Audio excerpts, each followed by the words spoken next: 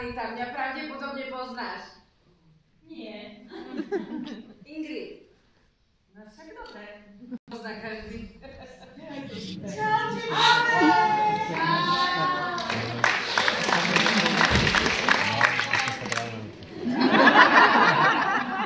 Ako kedy potles. Ďalky. Čau. si tu 2 mesiace.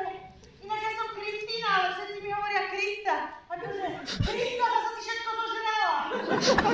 Ja som... Ingrid. Aha. A čo? Za čo ste tu? Ja za 2 rožky na raňajky s brinzou. Za tak málo. Nerobí. Nie. To bola moja posledná záchrana. Pavlovi túka. A ty si...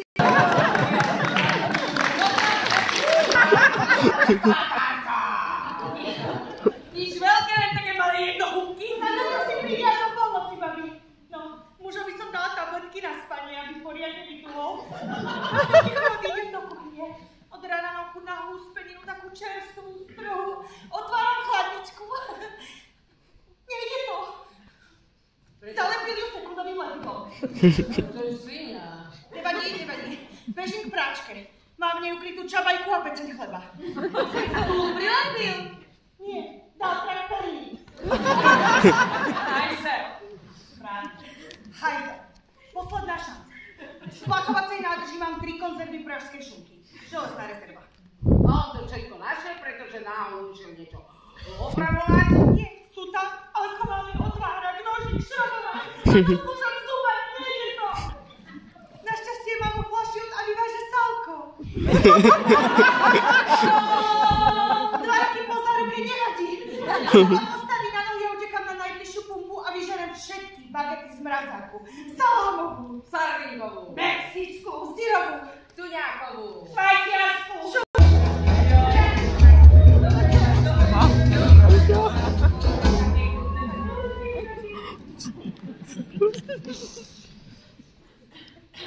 Usa.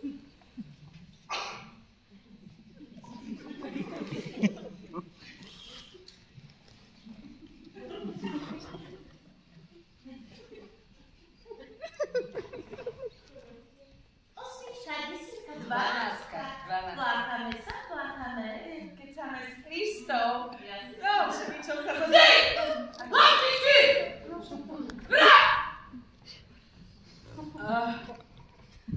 Z tohto zariadenia je jediná cesta.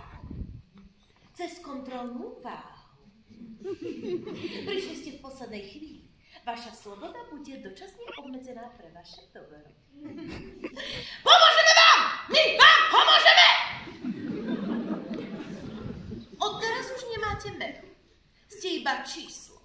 Počet kýl, ktoré musíte zhodiť. 12! 8, 5,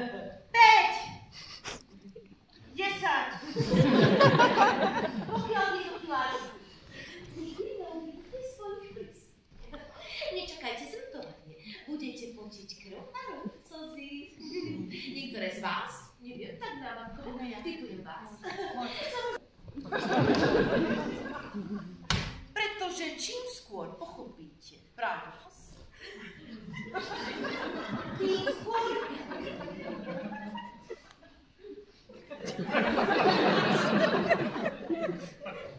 tým skôr vyzdravíte. Pretože obezita je choroba. Musíte povedať dosť, povedzte dosť. Poďme hasíšie. Dosť, tak kričte. Ale no, vidíte, že to ide. A teraz vy, poďte, musela si dostať, vestácie, ktorá sa vyhľadá.